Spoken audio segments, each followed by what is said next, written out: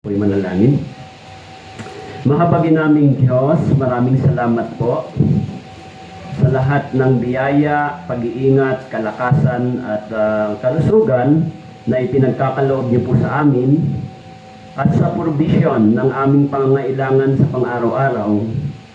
Salamat din po sapagkat hindi lamang binigyan niyo kami ng buhay dito sa lupa, binigyan niyo din po kami ng buhay na walang hanggan.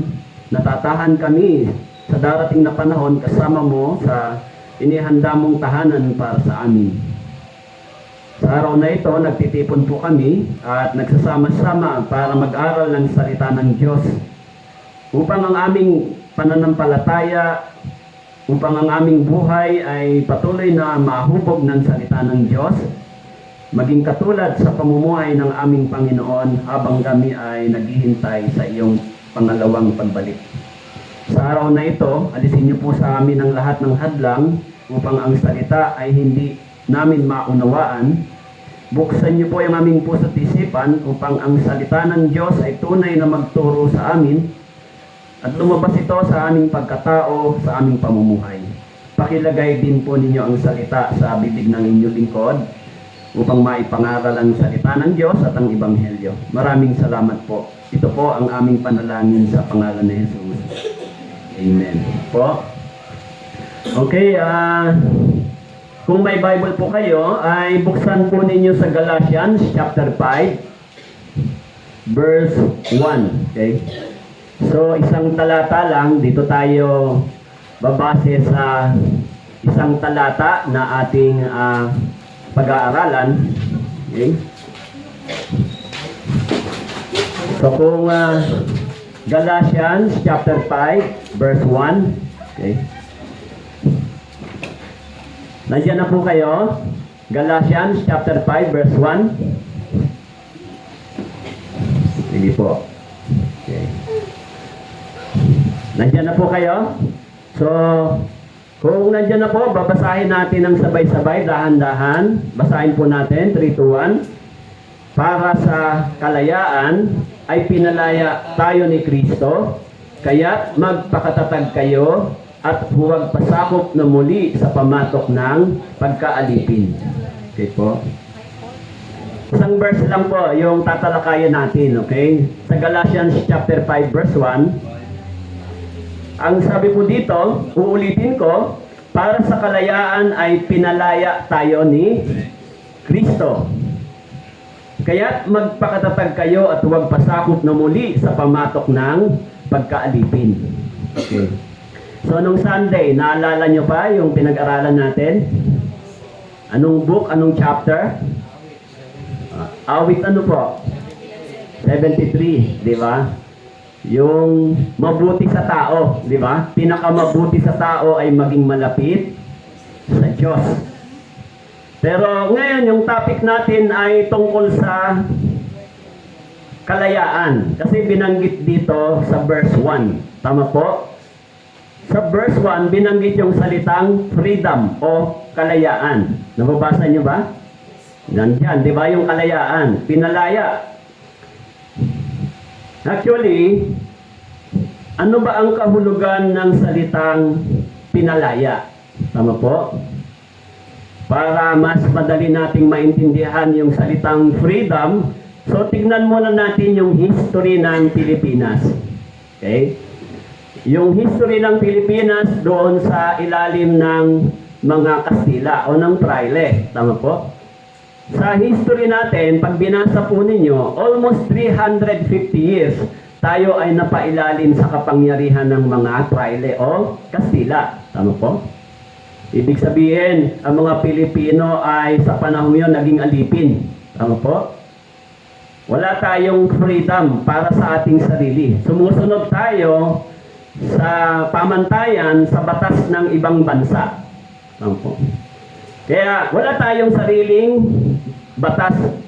Meron tayong batas, hindi sa atin, kundi batas ng ibang bansa, yun ang ating sinusunod. Kaya wala tayong kalayaan, hindi ba? Kaya meron tayong Independence Day. Meron ba tayo nun? Yung Independence Day, kailan? June 12. Kung hindi po ako nagkakamali ay 1889. Kung hindi ako nagkakamali, 1889 kung tama ako. Pero kung mali ako, pakicorrect na lang ako ng mga teacher dito. Sa history, hindi ba? Maganda yung history ng freedom. Alam niyo ba si Jose Rizal kung bakit binarel? Hindi dahil sa siya ay may political issue. Dahil yung tinatawag na bureaucracy ng mga Kastila, ng mga pari, yung tinatawag na indulgences ng Roman Catholicism that time, na lahat ng mga services, lahat ng mga ginagawa nila, lahat involve yung tinatawag na money. Merong tinatawag na spiritual corruption. Kaya pag binasa nyo yung sinulat niya, El Piriboritis, ayan, yan na yun. pag binasa nyo po yung history na yon, tungkol po iyon sa history ng mga Kastila at ng mga pari kung paano tayo spiritually naging alipin. Bakit tayo nagbibigay ng pera? Bakit tayo nagbabayad sa mga spiritual services? Bakit lahat ng mga services sa simbahan may bayad? Nakita ni Jose Rizal kung paano yung tinatawag na spiritual corruption of bureaucracy sa loob ng ganitong paniniwala. Di ba? Di ba? Isang example. Halimbawa lang, ipagdasal mo ako para magbibigay ako sa iyo ng pera. Tama po? Actually, sa Biblia, wala pong ganon. Sa Biblia, hindi po pinapayagan yung tinatawag na spiritual corruption. Yung pagsiservisyo, ito ay ibinigay ng Diyos sa ating libre, kaya dapat natin gawing libre. Okay. Kaya yung simbahan ang yumayaman, hindi po yung tao. At yung tao naghihirap dahil sa simbahan. Tama po. Pero sa church sa atin, hindi po ganon. Okay. Bagamat tayo ay naging alipin, nagkaroon tayo ng salitang Independence Day. Independence, tama po? Paglaya mula sa ilalim ng pagkaalipin o kapangyarihan ng ibang bansa. Yun po yung kahulugan ng kalayaan sa isang bansa. Pero yung kalayaan sa Biblia ay hindi po katulad sa ganon. Okay? Halimbawa, ang mga Israelita, tama po, sa history ng mga Hudyo, halos 400 taon sila ay naging alipin sa Egypt. Nabasa niyo ba? Almost 400 years, yung prophecy na ibinigay kay Abraham na ang iyong bayan ay magiging alipin sa loob ng 400 taon. Tama po?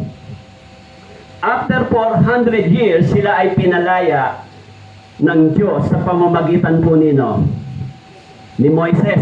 Tama po? Kaya dati silang alipin sa Egypt, pinalaya sila sa pamamagitan ni Moises. At ginamit ng Diyos yung 10 plagues. Tama po? 10 plagues para sila makalaya sa kapangyarihan ng mga Egypto o Egyptians. Okay? So, yun yung kahulugan ng paglaya. Pero, meron pang binabanggit ng salitang kalayaan sa spiritual nating pagkatao. Okay? Yun yung sinasabi ni Pablo dito. Para sa kalayaan, ay pinalaya tayo ni Kristo. Ano ba ang kahulugan nito para sa atin? Pinalaya tayo ni Kristo. Bakit kailangan sabihin dito na pinalaya? Ano ba ako? Nakakulong ba ako? Alipin ba ako? Bakit kailangan ko? Bakit sinabi dito, pinalaya ka ni Kristo? Bakit kailangan palayain ako ni Kristo? Ikinulong ba ako? Nakaselda ba ako? Wala ba akong kalayaan? Actually, sa Biblia, yung salitang kalayaan ay higit pa sa kalayaang pampolitika. Ito ay tumutukoy sa isang spiritual na kalagayan ng pagiging malaya mula sa pagkaalipin ng kasalanan. Tama po.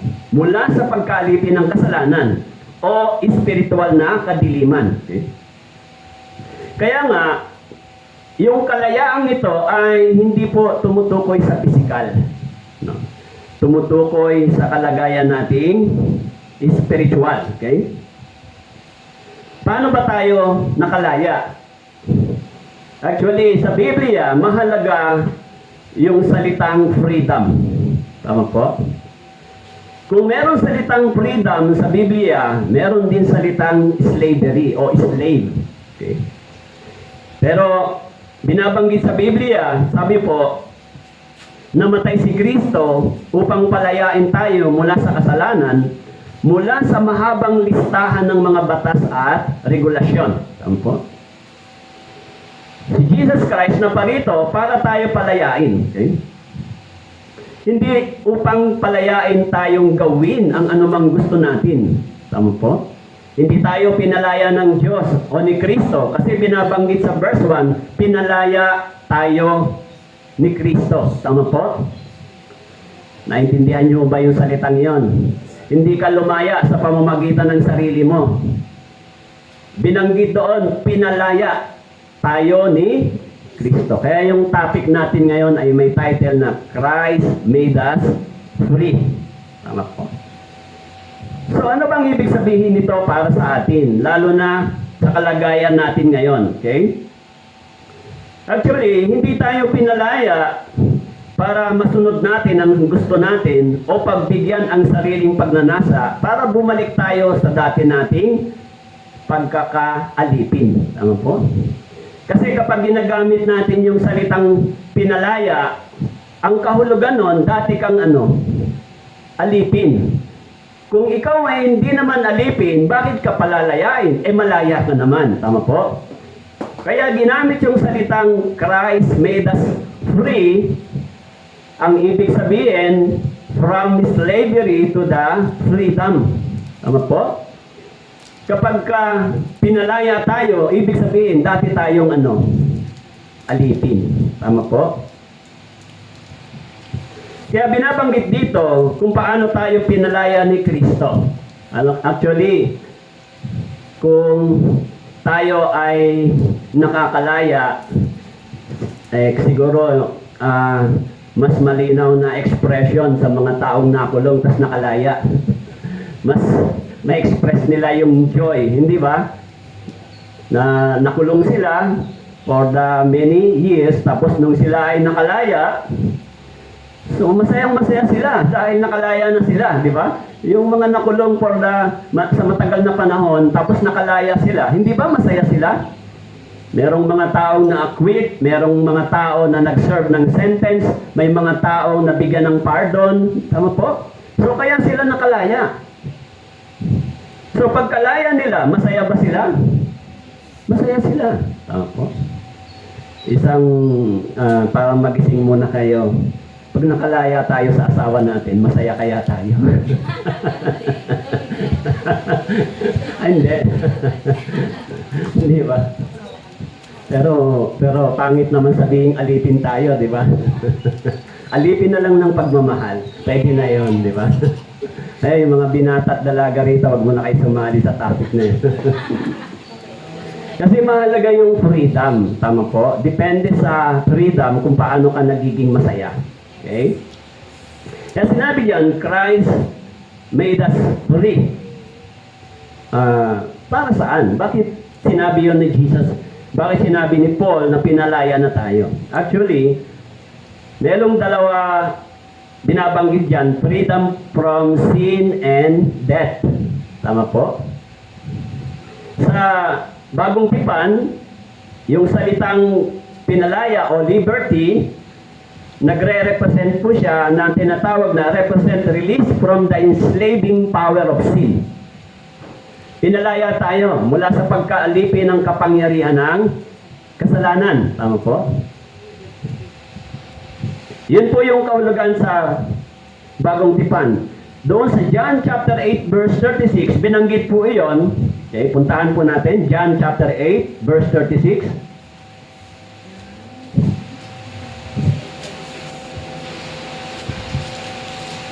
Okay.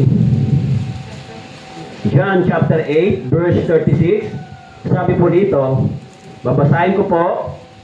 Kaya kung kayo'y palayain ng anak, kayo'y magiging tunay na malaya. Sa John chapter 8 verse 36, sinabi po, kaya kung kayo'y palayain ng anak, sino po iyon? Si Jesus, tama po? Palayain ng anak. So kayo'y magiging tunay na malaya. Sabi po dito, freedom. Okay. Wala na tayo sa ilalim ng kapangyarihan ng kasalanan. Subalit ang kasalanan ay nandyan pa. Subalit para adipinin tayo nito, wala na tayo dito. Tama po? Dahil bakit po? Sabi dito, nang si Kristo ay namatay sa cross, nang dumanak ang dugo ng ating Panginoon, at nang tayo ay sumampalataya sa Kanya, pinalaya tayo mula doon sa kapangyarihan ng kamatayan at kasalanan. Anong ibig sabihin ng kapangyarihan ng kamatayan? Ang sabi po ng Romans 6:23, ang kabayaran ng kasalanan ay kamatayan. Because of sin, dapat tayong lahat ay mamamatay. Hindi lang po physical, maging spiritual death. Ibig sabihin, dapat tayong mahulog sa impyerno because of my sins. Pero dahil kay Kristo, dahil sa kanyang kamatayan at pagdanak ng dugo, pinigil tayo papunta doon sa walang hanggang judgment o punishment. Okay? Dinala tayo ng Panginoong Hesus papunta sa buhay na walang hanggan. Nang tayo ay sumampalataya sa Kanya, ibinilang tayo ng Diyos na isang matuwid at banal. Yung pananampalataya kay Kristo, naniniwala ako kay Kristo na siya ay namatay para sa akin at pinalaya niya ako mula sa kapangyarihan ng kamatayan. Ang ibig ng sabihin ng kapangyarihan ng kasalanan at kamatayan, ang kasalanan ay may kapangyarihan sa atin para dalhin tayo sa kahatulan ng Diyos, at yung kamatayang ito, dalhin tayo sa walang hanggang hukuman ng Diyos. Tama po?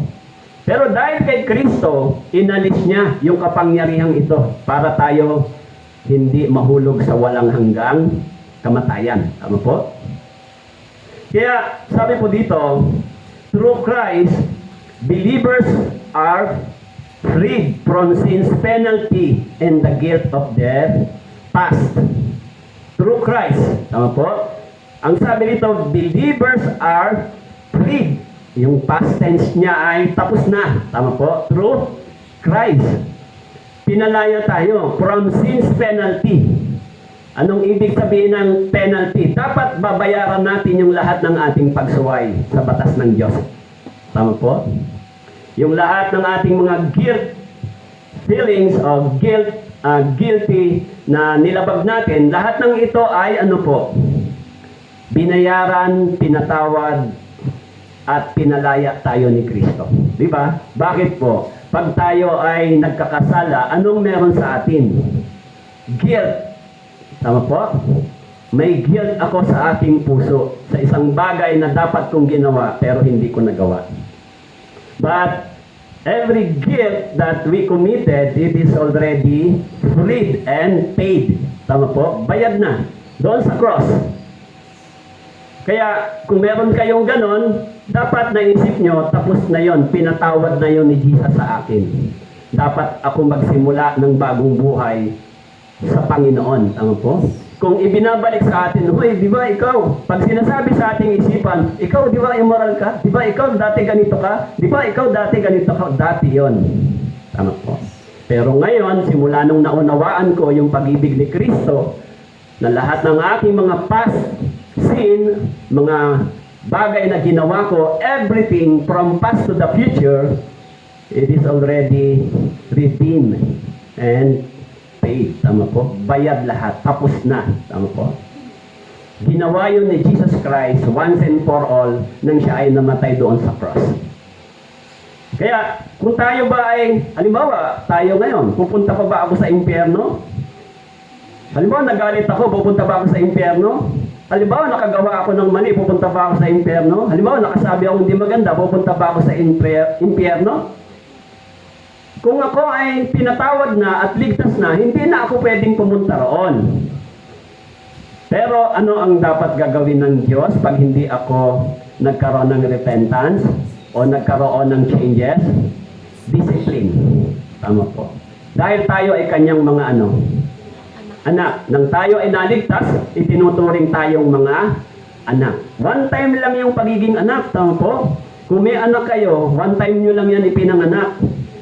Tama po. Kung paulit-ulit nyo yan ipinapanganak, paulit-ulit kayo nagle-labor, baka hindi nyo kayanin. Dahil nakita ko yung mga nanay kung paano mag-labor. Talagang mahirap. Tama po. Kaya yung kapanganakang muli, spiritually, one time lang yon. Ibig sabihin yung salvation. Okay? Kaya yung kalayaan natin from the sin and death ay it is already fulfilled. Tama po. Tapos na. Okay? Kaya yung batas ng kalayaan, ang sabi po, yung God's law ay hindi po tinatawag na oppressive o para tayo isuppress o i-oppress. Tama po? Hindi siya ganon. Actually, merong dalawang law sa Bible. Yung Mosaic law, ayun yung Ten Commandments, tama po? God's law at saka yung Christ's law. Yung Mosaic law, dinala tayo sa tinatawag na batas ng kautusan na hindi natin nasusunod, pero dahil dito, tayo ay hahatulan ng Diyos. But yung Christ law, dinala tayo sa freedom, sa kalayaan, yung kanyang kamatayan, yung tinatawag na death o yung tinatawag na redemption law o yung pagtubos. Tinatawag na batas ng pagtubos. Tama po? This is a legal spiritually. Tama po? Pag sinabing law, ginawa ni Jesus Christ yun through the redemption law. Okay? Kaya nagkaroon tayo ng kalayaan. Okay? Kaya yung tinatawag na Christ law ay tinatawag na perfect law. Bakit po? Dahil nagbigay sa atin ng kalayaan. It gives us freedom. Doon po sa James chapter 1 verse 25 nakasulat. Okay? Because of Christ, tayo po ay lumaya. Tama po? Kaya yung ating mga puso ay nagkaroon po ng peace. Peace of mind. Tama? Meron na ho ba kayong meron na ho ba kayong kapayapaan sa inyong puso? Kahit minsan marami tayong problema, nahirapan tayo sa mga bagay-bagay na nararanasan natin habang nabubuhay tayo sa mundong ito, pero merong kapayapaang ibinibigay ang Diyos sa atin dapat. Tama po? Bakit po? Alam natin, kahit gaano yung problema kabigat sa atin, may Diyos na pwedeng umaalalay at tumutulong sa atin. Tama po? Kaya kung tayo ay naniniwala, kaya ng Diyos solusyonan yung problema na hindi ko kayang solusyonan. Magtitiwala lang ako sa Kanya. Tama po? Magtitiwala lang ako sa Kanya. Hindi ako lalayo sa Kanyang salita. Kaya sa Bible, meron pong 4 na binanggit na law. Yung una, tinatawag na redemption law. Tama po? Ito yung tinatawag na batas ng pagtubos para tayo makalaya sa kasalanan. Okay? At paano naman ito ginagawa sa lumang tipan? Pag binasa po ninyo doon sa Exodus at sa Leviticus, tinatawag doon kung paano yung paglaya, yung redemption law, ay kailangan yung tinatawag na sacrificial. Tama po? Sacrificial law. So yung sacrificial law, kailangan anong klase ng hayop ang isa-sacrifice? Dapat malinis, walang kapintasan, blameless. Sumasalamin yon sa pagkatao ng ating Panginoong Jesucristo. So in the Old Testament, si Jesus yung shadow ng Lamb. Tama po? Siya yung sacrificial law o sacrificial for the sin offering. Sacrifice for the sin offering. Pangatlo, yung tinatawag na Mosaic law. That is God's law. Tama po? Yung 10 Commandments. Okay? So yung 10 Commandments, nagdala sa atin ng kamatayan, ng death. Because every sin committed na lumalabag sa batas na ito ay tatanggap ng kaukulang parusa. Okay. Hello, nandiyan po kayo. Naiintindihan niyo po yung tinatalakay ko sa inyo. Okay. Medyo mahalaga po ito. Medyo doctrinal mahalaga po ito para maintindihan natin kung paano tayo pinalaya ni Kristo. Tama po? So, yung pinaka naging freedom ng kalayaan natin because of Christ's law. Ito yung perfect law. Di ba? Nang namatay si Jesus Christ sa cross, tayo ay pinalaya mula dito. Tama po? Kaya doon sa Old Testament, yung liberty na tinatawag ay focuses on the deliverance of captives and the restoration of property. Sa Old Testament, yung salitang liberty of freedom, nakafocus siya sa salitang deliverance of captives and the restoration of property. Deliverance o paglaya mula sa pagkabihag, paglaya mula sa pagkaalipin sa lumang tipan. Tama po? Mababasa natin yan na minsan sinasakop sila ng ibang bansa, minsan lumalaya sila. Tama po? Okay. Kaya yun po yung larawan ng tinatawag na kalayaan. Okay? Yung tinatawag na Year of Jubilee, no, every 7 years, tama po, merong forgiveness, may freedom. Okay? Yun yung isa sa mga batas ng Leviticus. Kaya doon sa Leviticus chapter 25 verse 10, nakasulat po yon. Where physical slaves were set free and ancestral lands were returned, symbolizing God's desire for justice and freedom. No? Kaya sa mga Israelita, kapag sila po ay naging alipin, no, pagkadating ng 7 years, kailangan silang palayain. Yun yung symbolize ng God's liberty and God's freedom para sa kanila. No? After ng kanilang pagkaalipin ng 7 taon, dapat silang palayain. Meron ganon. Okay po? Kaya po tayo bilang mga Kristiyano ay pinalaya din tayo. Okay? Actually, yung freedom from legalism o legalistic, di ba? Maraming mga nire-require sa atin. Halimbawa, para ka makapunta sa langit, kailangan gawin mo to. Number 1 ito. Tama po? That is the condition. Yung tinatawag na freedom from legalistic o legalism. Tama po? Dapat mong gawin to. Kaya ang mga Israelita, meron silang sinusunod na law, na batas. Tama po? Kaya sinasabi po doon, para ikaw maging kabilang sa sambahayan ng Diyos, kailangan mong gawin yung mga bagay na ito. Pero nang dumating si Kristo, wala kang kailangan gawin. Tama po? Ano ang kailangan natin gawin nang dumating si Kristo? Sumampalataya sa kanyang ginawa. Tama po? Dahil yung judgment para sa iyo, yung hatol para sa iyo, siya ang kumuha. Na dapat ikaw ang magbabayad, instead na ikaw, siya ang nagbayad para sa iyo. Substitute siya para sa iyo. Ikaw ang dapat natatanggap ng parusa, ng hatol ng Diyos, pero instead na ikaw at ako, si Jesus Christ ang tumanggap para sa atin. Kaya sinasabi ron, binuksan niya yung daan papuntang langit. Tama po? Sa pamamagitan niya. Okay? Parang hindi kayo masaya sa papuntang langit. Alam niyo po, ang buhay natin dito sa mundo, habang nandito tayo, maraming kahirapan. Tama po? Maraming pagsubok, problema, marami. Di ba? Kaya, hindi tayo makakatagpo ng tinatawag na perfectong kasiyahan sa sanlibutan ito. Dahil sa kalagayan ng ating katawan. Ngayon, malusog ka. Tama po? Bukas o someday, mahina na. Diba? Ngayon, wala kang problema. Pero bukas, pagkaraan ng 1 linggo, 1 buwan, may problema ka na naman. Tama po? Wala tayong makuhang peace dito sa sanlibutan ito, except kung tayo ay may pananampalataya sa ating Panginoon. Binibigyan niya tayo ng peace. Kasi sabi ron, Jesus Christ is the Prince of Peace. Kung nasa atin siya, Sa panloob nating pagkatao, mayroon tayong peace, pero sa panlabas nating pagkatao, mayroon tayong trouble. Tama po? Hindi ba kayo namumroblema?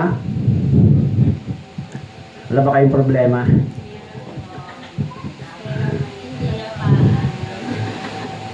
Kaya mapapansin po ninyo dito sa sanlibutan ito, minsan meron tayong meron kaguluhan yung ating puso at isip. Tama po?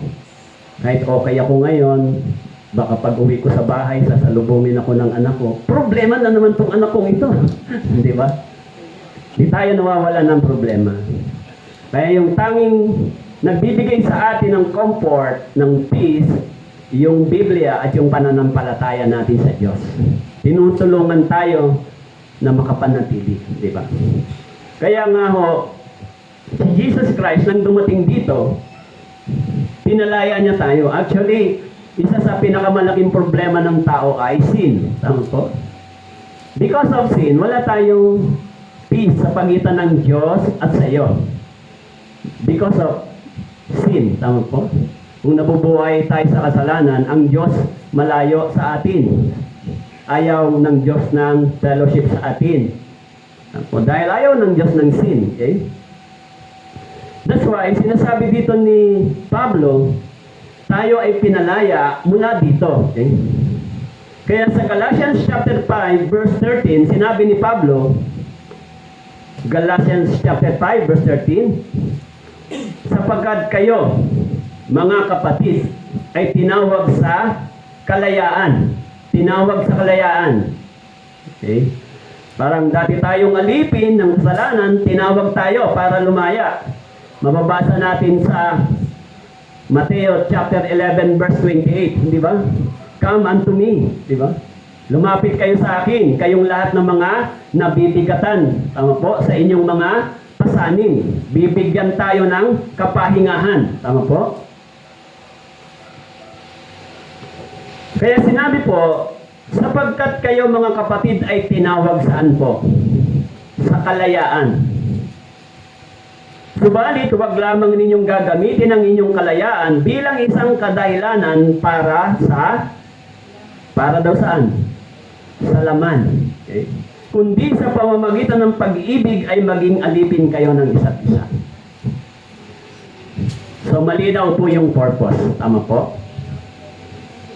Sabi po rito, tinawag tayo para tayo lumaya, pero yung kalayaan natin, huwag nating gagamitin para sa kasiyahan ng ating laman. Ang ibig sabihin ng laman ay kasalanan. Tama po?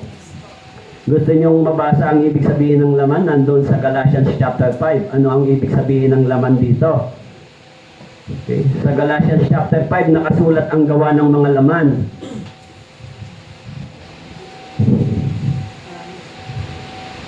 Okay, Galatians chapter 5, verse 16. Tama po? Ang nakasulat dito, ang mga gawa ng laman. Sabi po, subalit sinasabi ko, lumakad kayo ayon sa Espiritu. Huwag ninyong bigyang kasiyahan ang mga pagnanasa ng laman. Sapagkat ang laman ay nagnanasa laban sa Espiritu at ang Espiritu ay laban sa laman. Sapagkat ang mga ito ay laban sa isa't isa upang hindi ninyo magawa ang mga bagay na nais ninyong gawin. Subalit kung kayo pinapatnubayan ng Espiritu, kayo ay wala sa ilalim ng kautusan.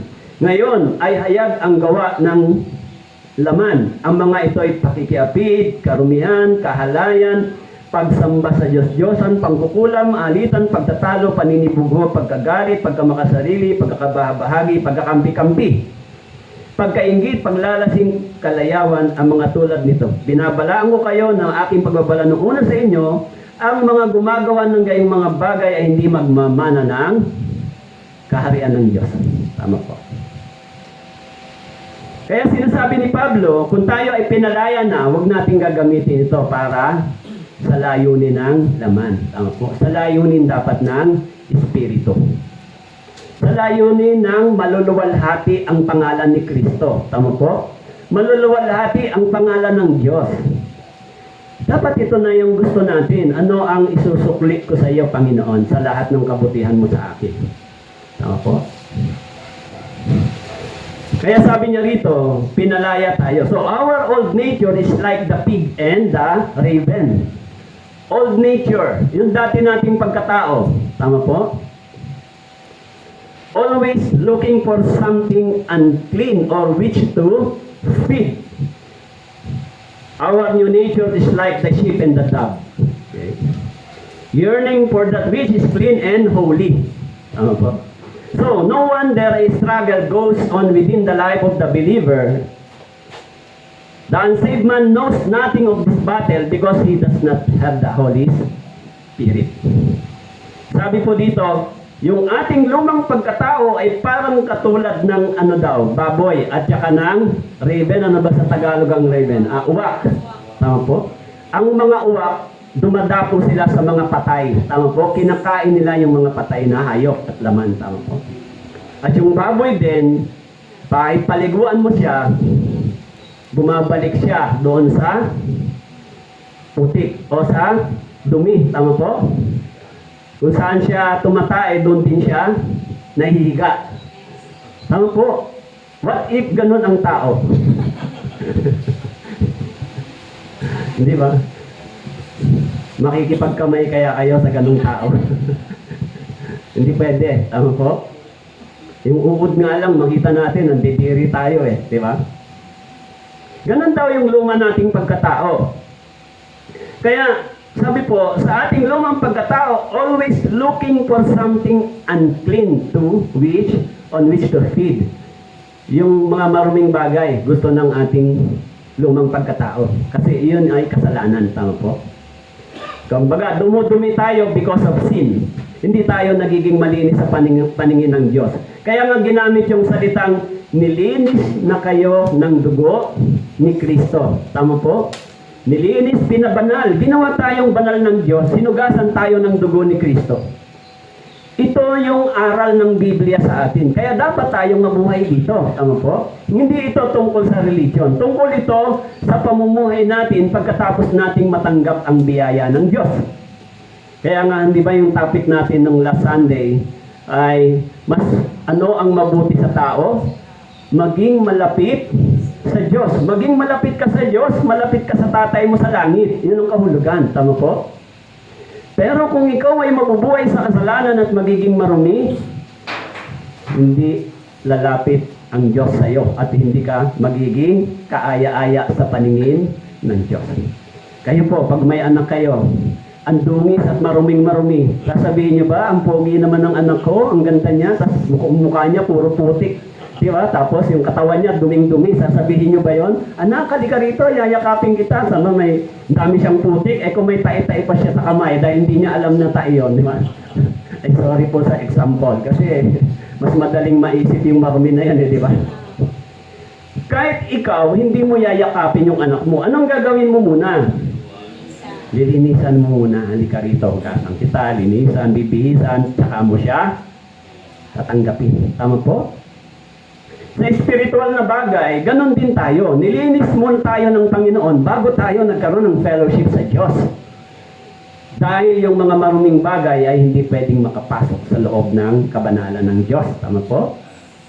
Kaya sinasabi ni Pablo, yung luma nating pagkatao, ganito, always looking to unclean things. Tama po? Ang akala lang natin, yun lang ang pwedeng magpasaya sa atin. Hindi po.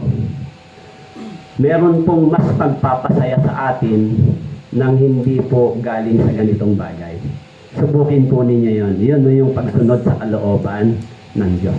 Hindi lang po kayo magiging masayang gawin yun. Magkakaroon kayo ng peace at contentment sa inyong puso.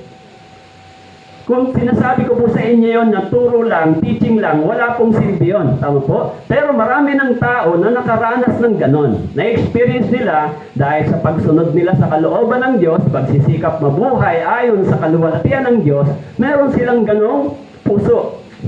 Masaya sila kahit hindi sapat yung mga bagay sa kamay nila.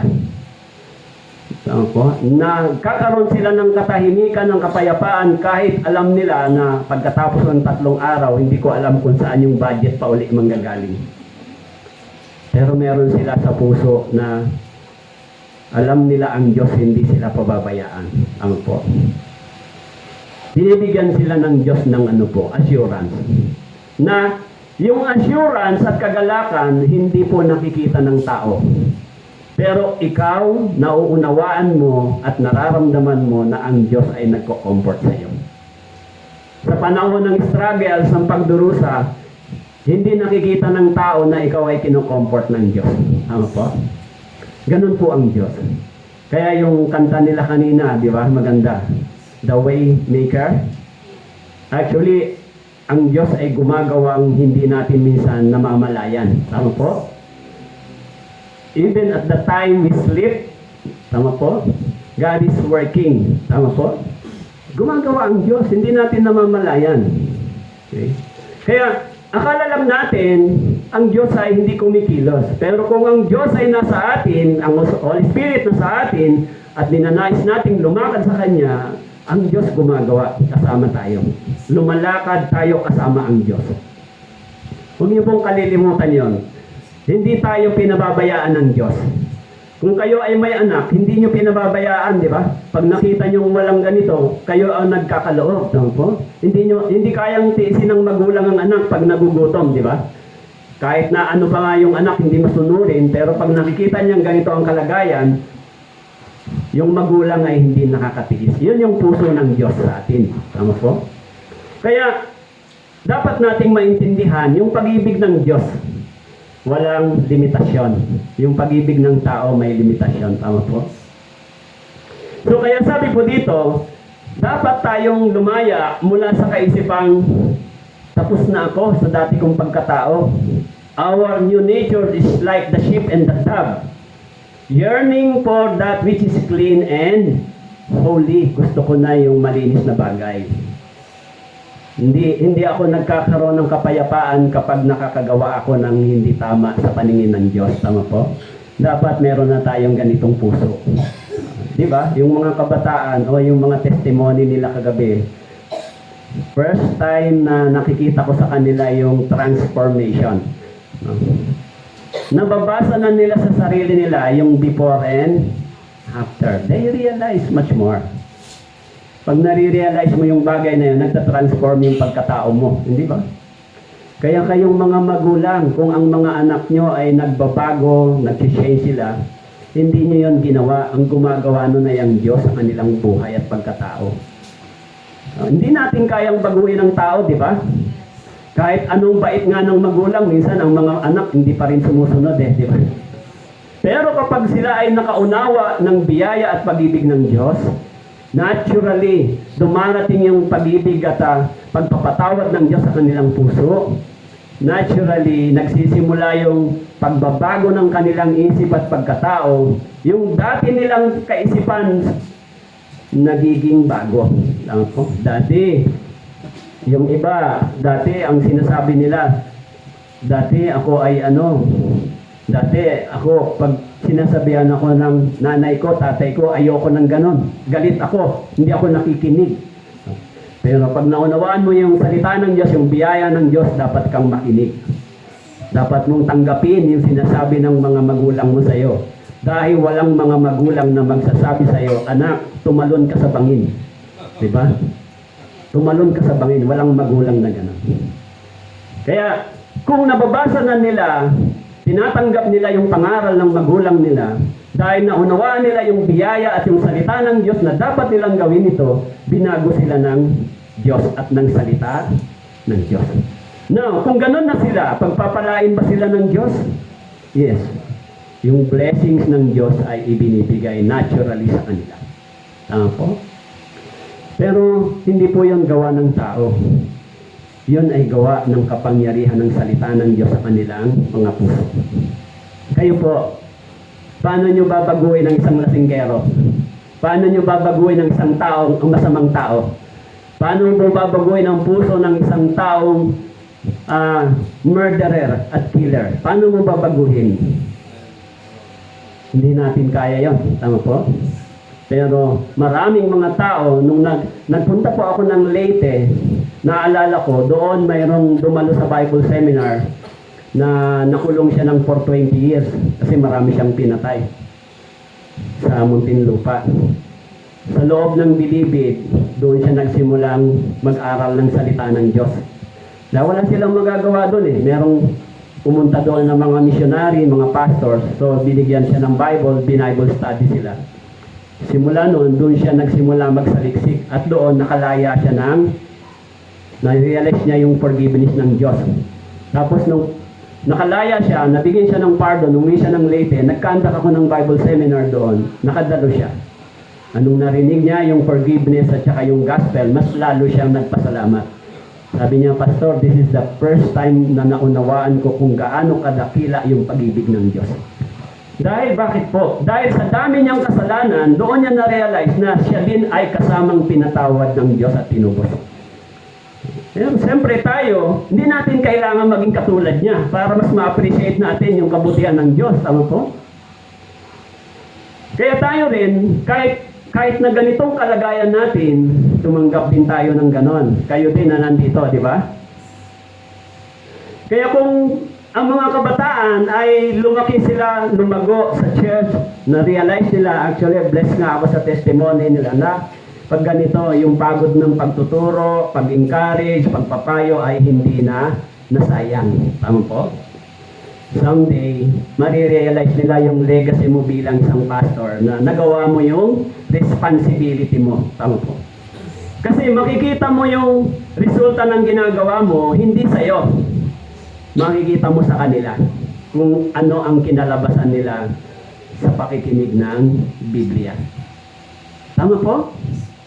Now, kung nagbabago sila, wala nang pinakamasayang magulang kapag ang isang anak ay nagsimulang lumakad ng tama, pumili ng matuwid at tama, lakaran yung kabutihan at kabanalan ng Diyos. Hindi ba magiging masaya tayo? Parang hindi masaya yung iba. Hindi ba? Kasi kahit na anong sabi natin sa mga anak natin, magbago ka na, di ba? Pero minsan tayo pala din dapat magbago din, di ba? Pag nagbago yung puso natin, ay magbabago din sila. Pero pag nagbago yung anak natin, nakita niyo sila nagbago, magbabago din ako. Tama po? Kasi ganun talaga yung pag-ibig ng Diyos. Binabago tayo. Ako, yung history ko sa pagkatao, mahirap. Kasi medyo naitanim sa akin yung poot. Kasi nung mga bata pa kami, ay nagkaroon ako ng poot din sa father ko. Nung buhay pa siya, pero patay na yung father. Dahil nakita ko kung paano niya saktan yung parents ko, yung nanay ko. Doon ako nagkaroon ng poot. Siyempre, wala akong magawa. Hanggang lumaki, natuto ako magbisyo, natuto ako ng mga drugs, hanggang sa nung malaki na ako, kaya ko nang lumaban sa father ko, nagawa ko na. Pero, nung nabasa ko yung Biblia, maraming luha yung lumabas sa mata ko. Maraming luha. Hanggang sa ngayon, minsan minimeditate ko yung mga bagay na yun. Pero bago naman mamatay yung parents ko, ay kinausap ko talaga siya. Yung dalawa. Humingi talaga ako ng sorry sa lahat ng nagawa. Pero simula noon, never na bumalik ako sa dati kong pagkatao. That is my history and my experience. Kaya, nung nakita ng parents ko na wala na akong bisyo, Bible na lang, church, alam mo, nagbago din sila sa akin. No? Minahal ka rin nila at yung pananampalatayang yun, hindi nila ako pinigilan. Kasi doon ako binago sa pamamagitan nun. Kaya naligtas din yung parents ko bago siya namatay. Pati yung mother ko, buhay pa, 80 plus na. Ligtas na rin siya. Nag-church sa Dasma. So kaya, yung kapangyarihan ng Biblia ay nagpalaya sa atin. Ano po? Kayo ba? Pinalaya na rin ba kayo? Pag pinalaya po kayo ng Panginoon, hindi nyo na naisin bumalik sa maruming pamumuhay. Ano po? Kasi yung salitang pinalaya ay hindi na siya alipin. Ano po? Kaya sabi ng Biblia, huwag nating gamitin yung kalayaan para tayo mag-push ng kasalanan para sa atin. Tama po? Kasi bakit po? Yun ang iniwan mo ba't mo babalikan? Sabi ng Biblia, yung aso, alam niyo ba yung nature ng aso? Ano po nature ng aso pag sumuka? Kinakain niya uli. Tama po? Inihalimbawa yon sa ni Peter. Ganon daw ang isang Kristiyano pag bumabalik sa kasalanan. Yung baboy din, inilarawan niya din sa isang Kristiyano. Ano daw yung baboy? Paliguan mo siya, babalik na naman doon. Kaya inilarawan niya yung larawan ng hayop sa isang Kristiyano na bumabalik sa maruming pamumuhay. Pero hindi tayo dapat maging ganon, di ba? Kapag tinutokso tayo magkasala, anong sasabihin natin? O tukso, lumapit ka. Ganun ba yun? O tukso, layuan mo ako. Dalawang kanta pero pareha sablay di ba? Dapat, tukso, lalayo ako sa iyo. O tukso, lumapit ka man sa akin, lalayo pa rin ako. Ganun dapat. Hindi, o tukso, lumapit ka. O tukso, ano ba yung isa? Layuan mo ako. Hindi ka lalayuan ng tukso. Sa totoo lang, ang diablo ay lagi nasa tabi natin, di ba? Lagi tayong tinutokso. Lagi tayong tinitempt ng diablo na magalit, magsalita ng hindi tama, di ba? Lalo na pag nasa status tayo na nahirapan tayo. Bubulong ang diablo. Sige na, magsalita ka ng bad words. Miss na miss ko na yung mga bad words mo. Gusto kong marinig. Hindi ba? Kaya pag hindi talaga tayo matibay at nakakaunawa ng pag-ibig ng Diyos, ilalabas natin yung lahat ng galit natin sa puso natin, sasabihin natin lahat ng gusto natin, gagawin natin sa lahat ng kaya natin. Pagkatapos nun, hihinga ka ng malalim. Bakit ko ba nagawa yun? Mali pala yun. Hindi ba? Kaya nga merong power yung self-control. Tama po? Self-control. Kasi pag nakagawa ka ng kasalanan at totoo kang ligtas, ang puso mo rin ay may trouble. Tama po? Bakit ko ba nagawa yun? Dapat hindi ko ginawa. Bakit ko ba sinabi yun? Dapat hindi ko sinabi yun. Tama po? Pag sinabi mo na, hindi mo na mababawi. Okay?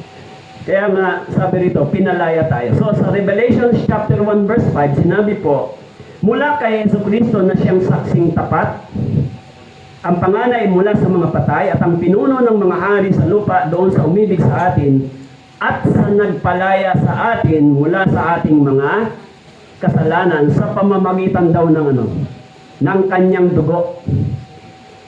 Pinalaya tayo sa pamamagitan ng kanyang dugo. Tama po?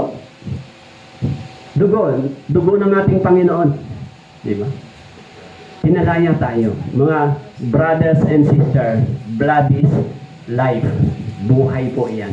Tama po.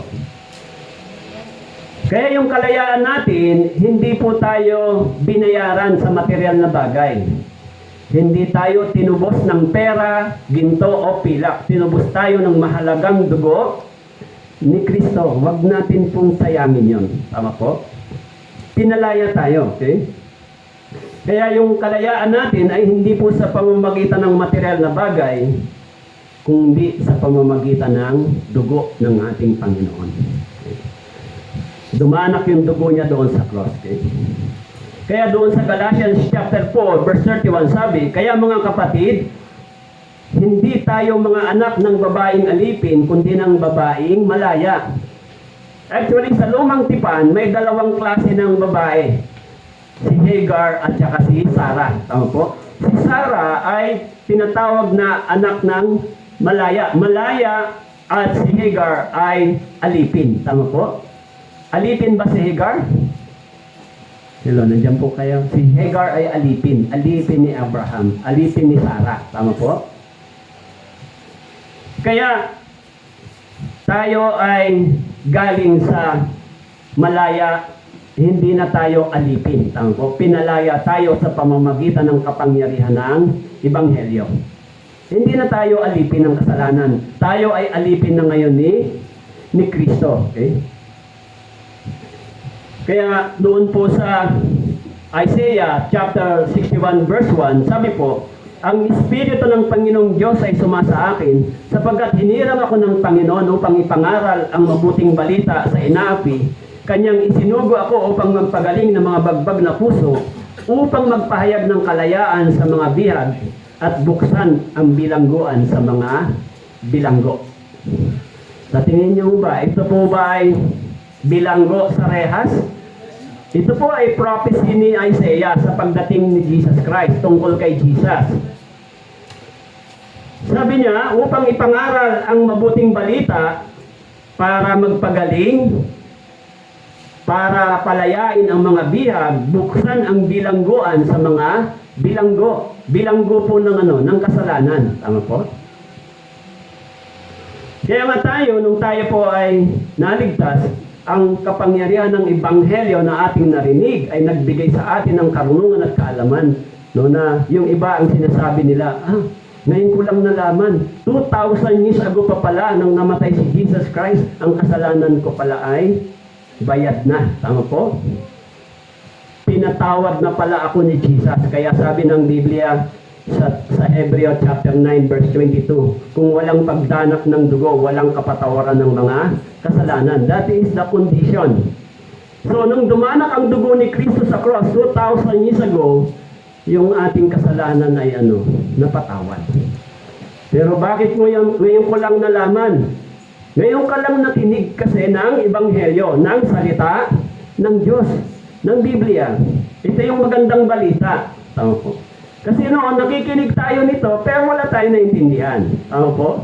Pero nung ipinangaral sa atin dito, verse by verse, word by word, history by history, naintindihan natin, si Jesus Christ pala, nung namatay sa cross, yung inaalala kong kasalanan na nagawa ko, yung pupuntahan ko pala, ay pinakilala niya, ipinakita niya, na yung daang iyon ay dapat papunta sa buhay na walang hanggan.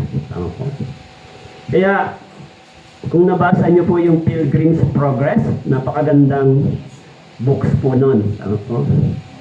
Kaya yung paglalakbay niya sa mundong ito, bagamat marami siyang kahirapan at temptation, pero nakikita niya yung liwanag na direction niya. Doon siya papunta. Okay? Tayo, nakikita natin yung langit na naghihintay sa atin someday. Kahit nahirapan tayo sa paglalakbay sa sanlibutan ito. Naglalakbay lang tayo dito. Tama po. Permanente ba tayo dito? Permanente ba kayo dito? No? Kahit anong kapit niyo po, hihiwalay naman ang kaluluwa niyo sa inyo. Hindi ba?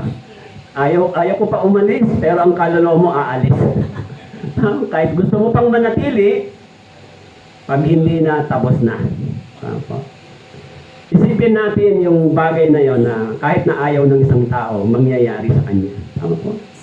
Pero para sa mga Kristiyano, yun po ay hindi isang kalungkutan o kalubihan. Para sa mga Kristiyano, naintindihan natin na ang pag-alis dito ay pagpasok sa buhay na walang hanggan, sa tunay nating tahanan na inihanda ng ating tatay sa langit. Diba? Kasi bakit po, ang nagtakda ng buhay natin ay ang Diyos. Siya ang may akda.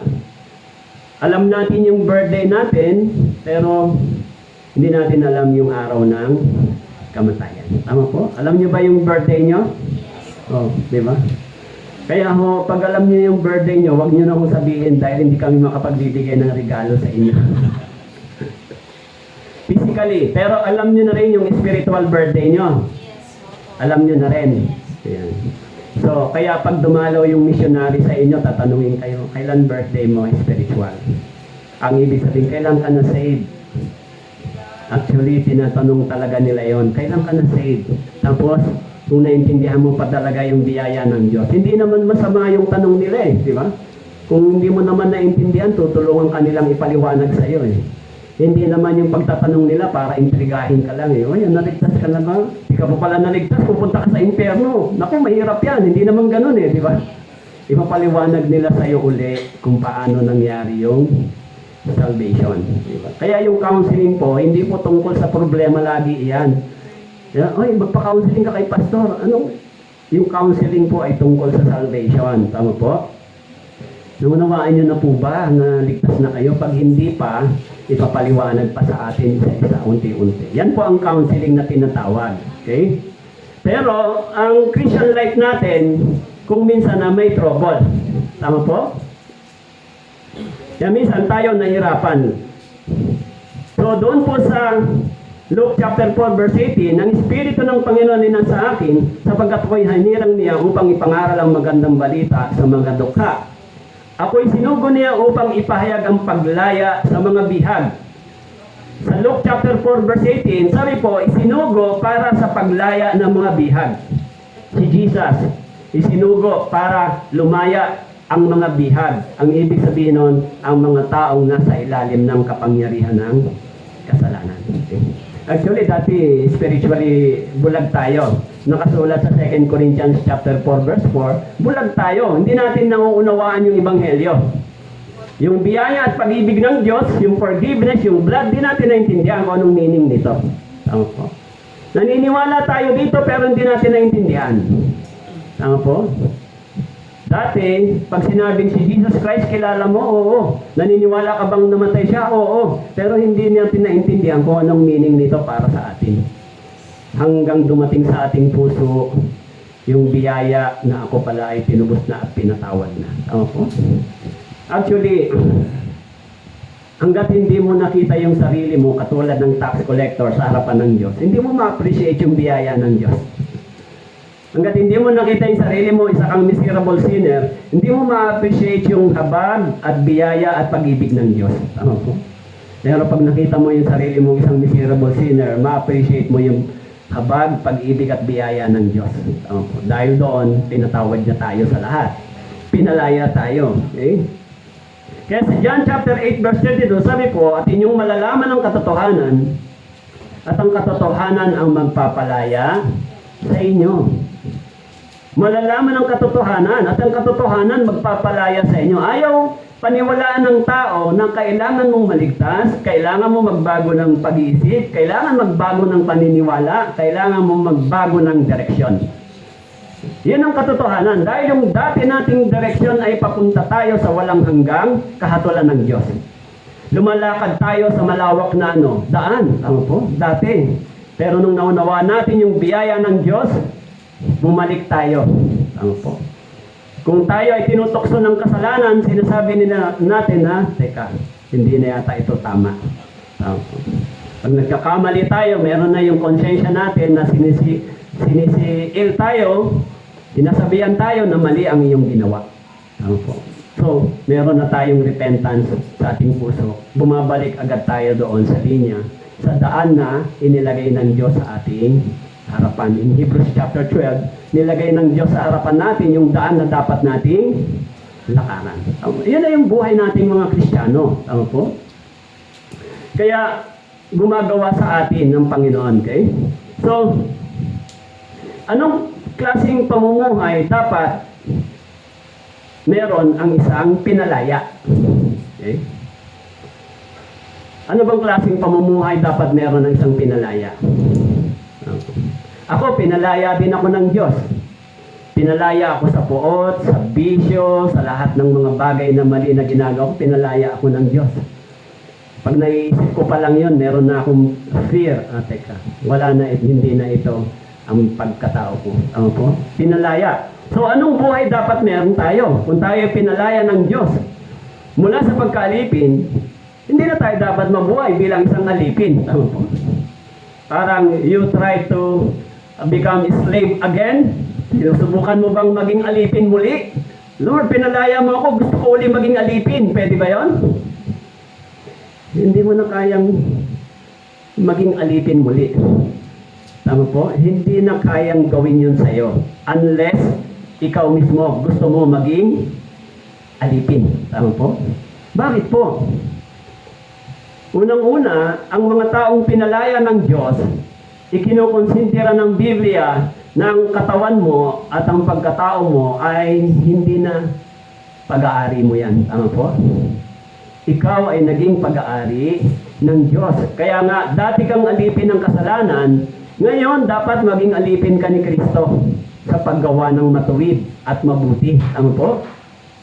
Kaya, pinalaya tayo. So, dahil sabi doon sa Roma chapter 6 verse 14, sapagkat ang kasalanan ay hindi makapaghahari sa inyo, sapagkat wala kayo sa ilalim ng kautusan, kundi sa ilalim ng biyaya. Yung kasalanan, hindi na pwede maghari pa sa atin, pero pwede pa siyang gumawa sa atin. Tama po? Pwede pa kayong magkasala, di ba? Pero hindi siya pwedeng maghari sa iyo. Hindi pwedeng maging alipin kang muli nito. Tama po? Pero pwede ka pang magkagawa ng kasalanan. Huwag nating sabihin na, ligtas na ako, hindi na ako makakasala. Pag sinabi mo yan, ang diablo ay lagi nagbabantay sa'yo. Talaga? Susubukin nga natin, di ba? Tignan po natin si Haring David. Tama po? Si Haring David ay tinatawag sa Biblia na a man after God's own heart. Pinakamalapit na hari sa puso ng Diyos. Pero nagkasala ba siya? Nagkasala siya ng adultery at murderer. Tama po? Pero si Haring David ay pinakamalapit sa puso ng Diyos. Kaya tayo bilang mga Kristiyano, huwag tayong magkaroon ng confidence na hindi tayo makakagawa ng mali. Pero ilagay natin sa isip natin, bago mo magawa ang isang bagay na mali, tutuksohin ka muna nito sa isip at sa puso. Hindi mo agad nagagawa ang isang bagay nang hindi ka muna tinutokso. Hello, naintindihan niyo po? Hindi po nangyayari ang kasalanan ng isang araw lang. Nangyayari po yan unti-unti sa tao. Alam mo, pag kayo po ay malapit sa Diyos, araw-araw po ang diablo nakikiusap sa inyo. Pag malapit tayo sa Diyos, pag yung gustong-gusto natin mga espiritual na bagay, mapanalanginin, tapos gusto natin makinig lagi ng salita ng Diyos, tapos gusto mo magpunta lagi sa church, araw-araw ang diablo nakikiusap sa iyo. Okay. Araw-araw. Kaya may kanta dapat sasabihin natin, please release me. I'm not your alipin, di ba? Please release me, di ba? And let me go. Di ba? May nakaka-relate yata dyan. Yan sabihin mo kay Satanas, di ba? Please release me. Tapos na tayo. Diba? Kasi, hindi ba? Dati, simple lang sa atin yung mga disobedience, simple lang pagsagot-sagot sa mga parents, simple lang yung magsinungaling, simple lang yung gumawa ng mali. Dati, simple lang yun. Parang sa atin, okay lang yun. Nung hindi ka pa nakakaunawa ng Ebanghelyo. Pero nung naintindihan mo na yung Ebanghelyo, mag-big deal na sa iyo ngayon yun. Tama po? Magsisinungaling ka pa lang, iniisip mo na tama ba ito o hindi. Diba? Minsan, darating sa iyo, pag sinasabi niya may crush sa iyo yun, sasagutin ko ba siya o hindi. Diba? Tapos darating naman sa iyo, bawal yan, bawal yan. Diba? Pero mas matindi ang tawag ng puso ko, paano kaya yung Lord? Nandiyan ba kayo? Kaya sa church, yung values ng church life ko sinasabi sa mga youth. Huwag muna kayong mabilis umuoo. Diba? Bata pa kayo.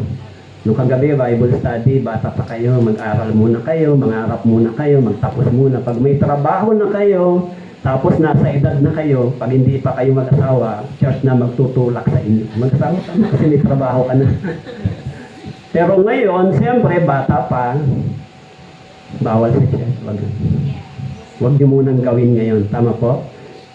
Mas magandang i-enjoy mo yung fellowship, tapos yung ngayon, sa kuway, nakikita ko, nag-enjoy na naman sila. Siguro dahil may gown na sila. Hindi ba? Muntik pa maiwan, sabi ng brother, yung gown. Kaso may nanalangin daw. Kaya dumating. Sabi, siguro may nagpipray sa inyo kaya yung gown hindi talaga nagpaiwan. So, sa church, magiging masaya tayo.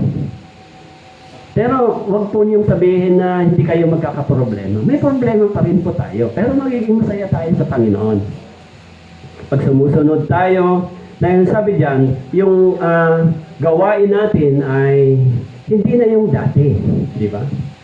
Kaya sabi ng Bible, sa Romans chapter 6 verse 16, hindi ba ninyo nalalaman na kung kanino nyo iniantog ang inyong mga sarili bilang alipin sa pagsunod? Kayo'y mga alipin niya sa inyong sinusunod, maging ng kasalanan tungo sa kamatayan o pagsunod tungo sa pagiging matuwid. Ano ang umaalipin sa atin ngayon? Ang paggawa ng matuwid o paggawa ng kasalanan? Siyempre dapat sa paggawa ng matuwid. Po? Kasi dito na tayo, alipin na tayo ng Panginoon, naligtas na tayo, ito na yung gusto nating gawin. Pero kahit gusto nating gawin yung tama at mabuti, meron pa rin siyempre tumutukso at gumagawa sa atin. Tama po? Pero dapat mas malakas ang pagnanais natin gawin yung kagustuhan ng Diyos kaysa kagustuhan natin. Dahil yan ay battle eh. Tama po? Pakikipaglaban yan eh.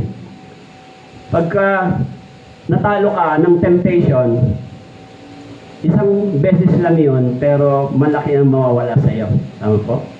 Pag natalo ka, pagka nahulog ka sa kasalanan, isang beses lang yun, pero minsan napakatagal ng iyong recovery. Oh. Hindi lang naman ngayon yan nangyayari. Nangyayari rin yan sa mga naunang Kristiyano, but they realize na hindi sila dapat mabuhay sa ganon. Tama po? Hindi pala kami dapat mabuhay dito. Dapat yung buhay natin ay naka-align doon sa kagustuhan ng Diyos, hindi na kagustuhan ko. Kasi kung ang buhay natin naka-align sa kagustuhan ng Diyos, tandaan po ninyo, mga brothers and sisters, hindi tayo ipapahiya ng Diyos. Hindi tayo tatanggihan ng Diyos. Hindi kayo tatanggihan ng Diyos. Dahil kung ang Diyos ay nagagalak sa atin, hindi siya tatanggi sa atin. Subok na natin ang Diyos. Ewan ko sa inyo kung nasubukan nyo na ang Diyos. Kami, marami ng beses. Maraming beses na naming na-experience. Kaya ako sinasabi sa inyo, hindi lang yan teaching. Tama po? It is our experience. Subukin yung gustuhin yung gusto ng Diyos. Subukin yung maniwala sa sinasabi ng Diyos. Subukin yung tanggapin yung mga payo ng salita ng Diyos. Yung resulta nga lang yan, hindi ka agad bukas. Hindi ka agad sa 3 days, 4 days, 1 week, hindi po. Habang nananatili ka, unti-unti yung resulta dumadating sa iyo. So, it takes sometimes a year. Pero kung mananatili kang tapat, hindi ka iiwan ng Panginoon. Tama po? Kaya, di ba, mas mabuti ang maging malapit sa Diyos. Kaya doon sa Romans 6:17, ang sabi, ngunit salamat sa Diyos, na bagamat kayo dating mga alipin ng kasalanan, dati, tama po? Take note, sabi ni Pablo, bagamat kayo dating mga alipin, tama po, ng kasalanan. Kayo'y taos-pusong sumunod sa inyo ng araw na doon ay pinagkatiwala sa inyo. Yun po yung Ebanghelyo. Sa verse 18, at pagkatapos na mapalaya kayo sa kasalanan, ay maging mga alipin kayo sa paggawa ng matuwid. Paggawa ng matuwid. Masarap gumawa ng matuwid at mabuti. Sa totoo lang po. Masarap gumawa ng mabuti pag ikaw ay tunay na Kristiyano na. Kasi, yun ang gusto ng Diyos eh, di ba? Gawin natin yung tama, gawin natin yung mabuti, hanggat maaari ito ang piliin natin. Tama po? Kaya pag ito ang gusto natin, ay tutulungan tayo ng Diyos. Huwag na tayong pumayag na ang ating buhay muling hilahin ng dyablo sa putik ng kasalanan. Tama po? Huwag na tayong pumayag. Huwag nating subukin bumalik sa tiyan ng ating nanay na hindi na po pwedeng mangyari. Ano po? Kasi kung tayo ay babalik sa dati nating pagkatao, alam nyo, sinasabi ni Pablo na may mga tao na nasa Biblia na nagsasabing Kristiyano pero hindi sila nabubuhay ayon sa sinasabi ng talata. Lalo na yung mga taong nagsasabing kapatid. Tama po. Kung sinasabi mong ako ay born again, tapos nakikita mo ako na naggagawa ako ng mga bagay na mali, hindi ba? Halimbawa ako pastor. Hello, nandiyan po kayo. Ako na lang example. Dati po malakas ako manigarilyo, mag-inom, bad yung mga moves. So, kung ngayon, ginagawa ko pa rin po yon. Tapos, halimbawa, habang nandito ako, nakikita nyo ako, nagaganito ako, tapos mangaral ako sa inyo. Sa tingin nyo po, anong tingin nyo sa pastor? Pwede mo ba yun sa inyo? Pwede ba? Pwede ba ho? Palagay ko ang sasabihin nyo sa pastor, pastor ba talaga yan? Tama po? Parang hindi yata pastor yan. Bakit? Ngayon ako nakakita ng pastor na habang nagpipreach eh, ang ganda pa ng pwesto. Tapos may tagay pang bote-bote konti. Pwede mo ba yun sa pastor? Palagay ko, pag nakita niyo yun dito, pag may whiskey dito at saka sigarilyo, siguro walang maiiwan sa inyo dito. inaakay tayo niyan sa papunta sa kapahamakan. Umalis tayo diyan, tama po? Hindi lang kayo, kami din. Tama po? Yung kalayaan ay hindi mo pwedeng gamitin para sa iyong sariling kasiyahan ng laman. Kaya yung sinasabi ko po sa inyo ay aral din sa amin. Tama po? Yung aral na sinasabi ko sa inyo, hindi lang po sa inyo, sa amin din, sa akin din. Tama po? Alangan naman sabihin ko sa iyo na huwag kang manigarilyo, habang ako naninigarilyo dito. Di ba? Sasabihin na, hindi pastor, idol kita eh. Kaya habang nagtuturo ka, naninigarilyo din ako. Dahil idol kita, di ba? So, sasabihin ko ba sa kanya, huwag mong gawin yan, ikaw ginagawa mo yun? Hindi dapat. Tama po? Sa church, hindi natin dapat yun ginagawa. Kung sa pastor bawal, hindi dapat at mali sa inyo. Pwede ba yon? Sasabihin ko ba sa ay sister, brother, okay lang, sige, tumuloy ka dyan. Pwede ko ba sabihin yun sa inyo? Hindi po. Sasabihan kita yung direction mo, papunta ka sa kapahamakan. Ano po? Now, sino ang magtutuwid? Dapat maisip mo agad yon. Umalis ka agad sa linya na mali. Bakit po? Huwag mong hintayin ang Diyos na siya ang mag-correct sa iyo. Bakit po? Pag ang Diyos ang nag-correct sa atin, tignan po ninyo yung discipline ni Pablo. Tignan po ninyo yung discipline ni King David. Tignan po ninyo yung discipline ng Diyos sa Israelita. Tama po? May discipline ng Diyos, di ba?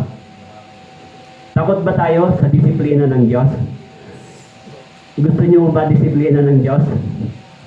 Yung disiplina ng Diyos pwedeng maging kamatayan ng ating katawan at pag-uwi ng kaluluwa natin sa langit. Yun yung disiplina ng Diyos. Bakit po? Anong unang-unang disiplina ng Diyos? Number 1, nawawala yung peace. Tama po? Bakit po? Tignan mo si Adan at si peace, kapayapaan. Tignan mo si Adan at si Eve. Nung nagkasala, anong una nilang ginawa? Nagtago. Tama po? Pero nung dati, may fellowship sila sa Diyos, di ba? Adan, Eve, ayan. Pero nung nagkasala sila, nawala yung peace of mind nila. Pangalawa, ano po yung pangalawa? Fear. Nung tinanong ng Diyos, nasaan na kayo? Nandito po kami, ba't nagtatago kayo? Natakot kami, di ba? Fear. Tapos, anong panghuli? Death. Ano po? Hindi sila dapat mamamatay, pero namatay sila. Yung katawan nila. Tama po. Kamatayan. Ngayon, kung ikaw ay ganito, kung ikaw ay nagbibisyo, anong gagawin ng bisyo sa iyo? Bubuhayin ka ba? Paiksiin ba ang buhay mo? Paiksiin ba? Pagka nagbibisyo ka, yung buhay mo, mahaba ba? Maiksi lang. Tapos, pagdating ng araw, pag nagkasakit ka, kailangan mo ganito. Tama po? Sino ang nagsasuffer? Family. Tama po? Minsan asawa. No, hindi mo naman pwedeng hindi tutulungan, di ba? Pag sinasabi mo sa asawa mo, huwag ka na mag-inom, huwag ka na manigarilyo. Huwag mo ako nang pakialaman. Ito lang nagbibigay ng kasiyahan sa akin at ito lang. Pero pagdating ng araw, pag nagkasakit siya, dahil doon sa bisyo na yon, sino ang mag-aasikaso sa kanya? Asawa at mga anak, hahanap ka ng pera. Kailangan siyang ipa-hospital. Tama po? Pag hindi mo naman ginawa yon, sasabihin naman sa'yo ng tao, ano ba yan, asawa? Wala man lang pakialam sa nangyayari sa asawa niya. Ganito na. Tatay niyo, ganito, wala man lang kayong pakialam. Hindi naman talaga gano'n ang kaisipan eh, di ba? Dahil sinasabi mo, huwag kang tumuloy dyan. Iwasan mo na lang yung ganito. Dahil darating ang araw, pag hindi na kaya ng katawan mo, nagkakasakit ka na, magiging cause na yan ng kamatayan mo. Tama po? So, yung sin ay, anong kapalit? Death. Tama po. So, tayong mga Kristiyano, pwede ba natin gawin yon? Pag tayong mga Kristiyano, bumalik tayo sa ganon, mas maaga tayong mamamatay. Kasi bakit po? Kukunin ng Diyos yung katawan natin. Dahil ayaw na ng Diyos yung katawan, gamitin mo pang muli sa kasalanan. Naintindihan niyo po? Bakit po? Habang ginagawa mo yon, ang Diyos naman ay hinahamak ng ibang tao. Tama po? Halimbawa ako, kung gumawa ako ng gano'n, sasabihin ba sa akin ng, yung pastor na yan, born again pa naman yan, tapos ganyan ang gawain niya. Sino ang hinahamak nila? Ako ba o ang Diyos? Ang Diyos. Tama po? Kaya nga, hindi ba? Laging ang Biblia nagpapaalala sa atin na ano ang mga bagay na dapat nating iwasan at gagawin pagkatapos ng ating kaligtasan. Hello, nandiyan po kayo? Kaya naiintindihan ko si Pastor Yohandy. Dati, ang tingin ko sa pang-aaral na gano'n, parang basic lang, para naman. Pero habang tumatagal, naiintindihan mo kung bakit mas mahaba ang pagtuturo ng Kristiyanong pamumuhay kaysa kaligtasan. Dahil yung pamumuhay, ang pinakamatagal bago magawa ng isang tao, mabuhay bilang isang tunay na Kristiyano, pinakamahabang proseso. Pero ang maniwala sa kaligtasan, madali lang. Tama po? Kaya tayo, yung pagtuturo lagi natin tungkol sa pamumuhay natin bilang mga anak ng Diyos, bilang mga pinalaya ng Diyos. Doon tayo lagi nag-aaral. Pero, huwag po ninyong iisipin na pinag-aaralan natin yan para saktan tayo o saktan ng sino man sa atin. Hindi po. Sometimes, ang Diyos ay directly nire-rebuke tayo through the words of God. Rebuking and correction is part of God's love. Hindi siya pagkukondemn. Alam natin na kung hindi natin ititigil yung mga ganitong bagay, ang Diyos ay hindi nalulugod, di ba? So, yan yung buhay eh. Okay? Kaya sabi po doon sa Roma, chapter 7, verse 6, subalit ngayon tayo nakalagan sa kautusan, yamang tayo namatay doon sa umalipin sa atin upang makapaglingkod ng bagong buhay sa Espiritu.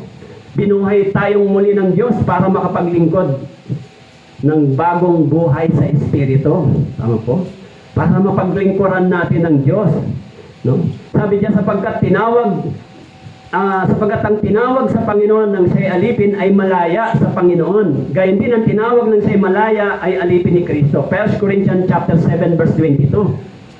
Sapagkat tinawag sa Panginoon siya'y alipin ay malaya sa Panginoon. Dati tayong alipin, tinawag tayo para lumaya. So, hindi na tayo alipin ngayon. Apo? Alam mo, ang pinakamahirap na naging alipin dati, na ako based on my experience, yung alipin ka ng pagsasalita ng hindi nararapat. Pero, minsan nanghirap pigilan ng dila, di ba? Pag hindi mo makontrol ito, pag ang emosyon mo, nagalit ka, ito mahirap pigilan, di ba? Madali lang ba sa inyo pigilan yung dila? Hindi. Tama po, pagka kumukulo na yung dugo mo, di ba, parang gusto mo na magsalita, pero minsan pigil na pigil ka pa. Pero minsan may kumakawala pa rin, di ba? Talaga naman na, di ba? Dahil sa naturally, nangyayari sa atin talaga yung ganong experience. Pero, habang nagagawa mo yung maling ganon, unti-unti kang nagiging nakakaisip na mali ito. Unti-unti kang nakakaisip na next time dapat ko mapagtagumpayan ito. Tama po? Yung habang nagkakamali ka, nare-realize mo na ito ay mali, unti-unti kang nag-iisip na dapat next time, hindi ko na ito magawang muli. Dahil ang feeling mo, meron kang guilt feelings, meron kang panginayang, ba't ko ba nasabi yun? Next time, mas mabuti na lang manahimik ako kaysa mag-salita.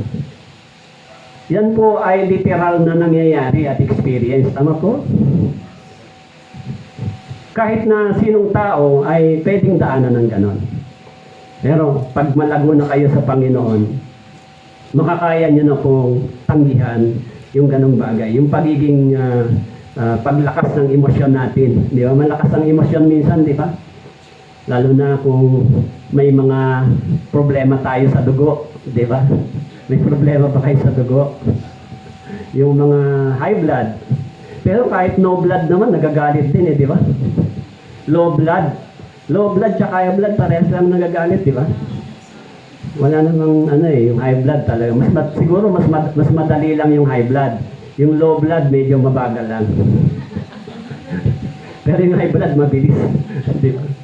Mabilis maginit ang ulo, pero yung low blood, mabagal. Di ba?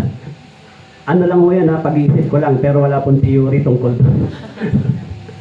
So, yung buhay Kristiyano, sabi ng Biblia, pinalaya tayo. Tama po? Kaya tandaan po natin, mga brothers and sisters, okay? Huwag na tayong bumalik sa pagkaalipin. Okay? Huwag na tayong pumayag na ibalik pa tayo. Yung pangalawang sinabi ron, magpakatatag para kay Kristo. Diba? Tama po? Pagbabalikan niyo yung verse, may tatlong binanggit doon. Tama po? Pinalaya, magpakatatag, pagkatapos yung isa ay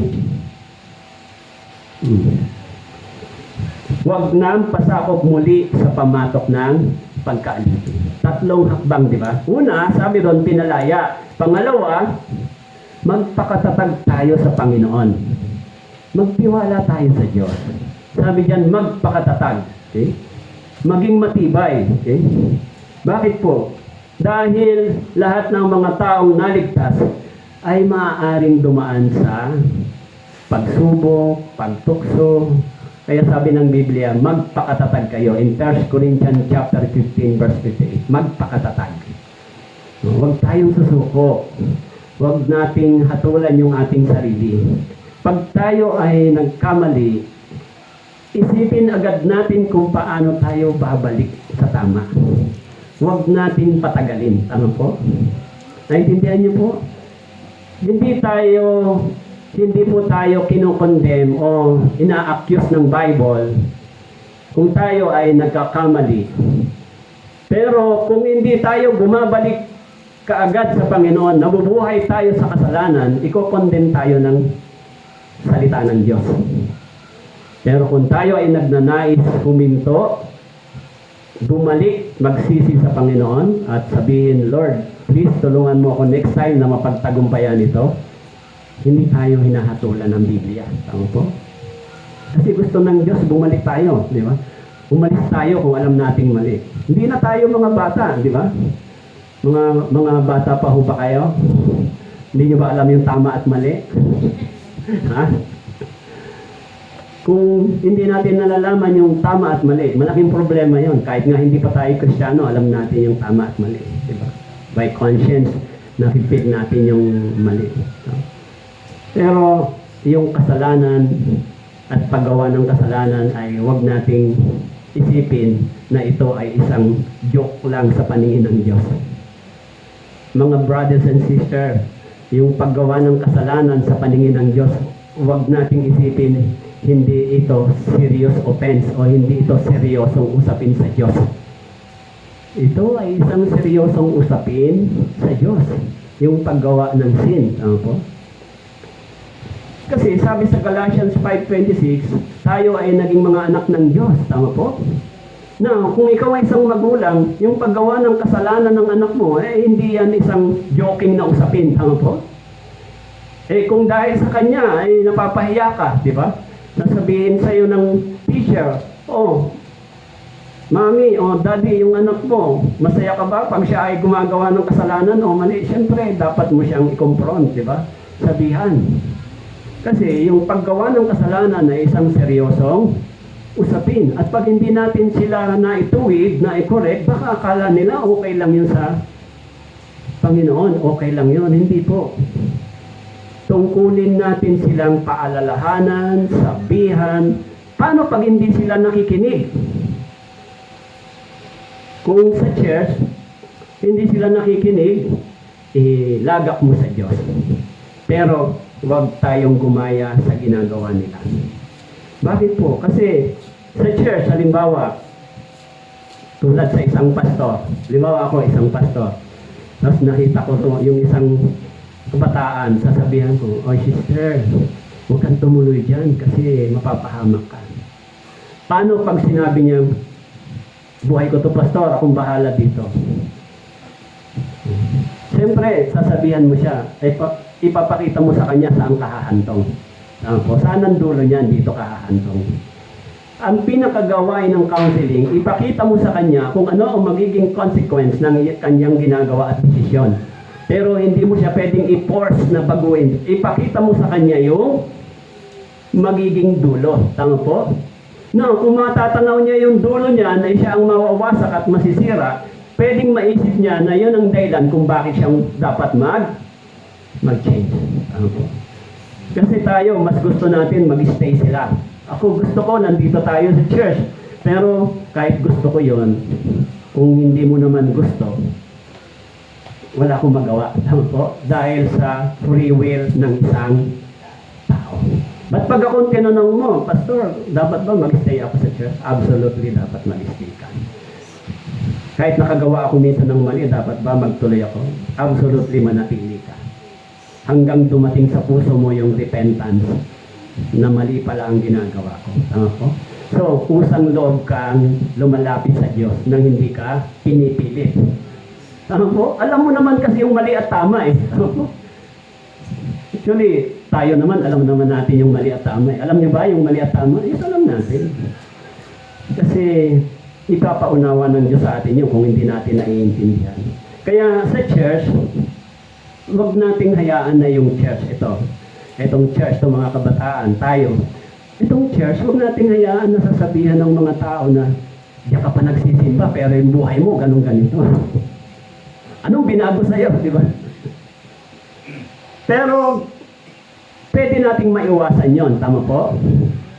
Hindi naman tayo perfecto, pero nagiging maingat din tayo sa iba. Kasi, natural lang minsan yung nangyayari sa atin di ba? Unti-unti tayong binabago ng Diyos. Yung pagbabago natin ay hanggang humarap tayo sa Diyos. Yung pagtuturo sa atin from womb to tomb, tama po? Hanggang humarap tayo. Pero, yung isang bagay na gusto nating dapat maintindihan, ingatan natin yung pangalan ng Diyos na ibinigay sa atin. Tama po? Igalang natin yung salita ng Diyos. Igalang natin yung Diyos. Mahalin natin ng Diyos. Sundin natin siya. Pag nagkamali tayo, bumalik agad tayo. Huwag niyong kalimutan na igalang ang mga aral ng salita. Pag iginalang natin to, minal at sinunod. Kahit hindi mo alam kung paano kapag papalain ng Diyos, darating yun sa inyo. Tama po? Kaya nga sabi ni Pablo, pinalaya na kayo. Yung pangatlong binanggit dito, huwag magpasakop na muli sa pamatok ng pagka-alipin. Tatlo po yung sinabi ni Pablo, di ba? Pinalaya na kayo, magpakatatag kayo kay Kristo sa Panginoon, huwag na muli kayong magpasakop sa pamatok ng pagkaalipin. Yun yung kasalanan. Huwag na tayong bumalik. Do not try. Kasi the wages of sin is death. Pero yung gift ng Bible ay life. Tama po? So, mahirap. Minsan na sa puso ko na sinasabi ko sa inyo na mas mataas sa puso ko na yung naintindihan ko sa Biblia na kapag ninais nating sundin yung gusto ng Diyos, pinili natin ng Diyos, yung tama at mabuti, someday, mapapansin mo na lang, nagtatagumpay ka sa iyong mga ginagawa, tapos, meron kang peace sa iyong sarili, masaya ka naman kahit minsan mahirap yung sitwasyon. Hindi lang, kung magulang ka, ganyan ang pinili mo, hindi lang ikaw. Yung pagpapala ng Diyos sa iyo, bababa din sa mga anak mo. Kung magulang ka, ganun ang pinili mo, hindi lang ikaw. Maging yung mga anak mo ay ingatan ng Diyos. Bakit po? Dahil hinihingi mo sa Diyos ang aking mga anak, ingatan mo po Panginoon, magtagumpay, ganito, magtapos sila. Hindi lang ikaw. Kung ang isip mo bilang isang magulang ay piliin yung kagustuhan ng Diyos, lumakad sa kalooban ng Diyos, sumunod kahit mahirap, hindi lang ikaw ang i-bless ng Diyos. Even your family.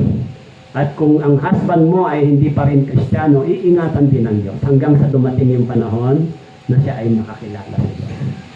Ganun po ang Diyos, ang promise ng Diyos sa atin. Kaya huwag natin ipagpalit yung magandang pangako ng Diyos sa pansamantalang kasiyahan ng laman sa sanlibutan ito. Naintindihan niyo po?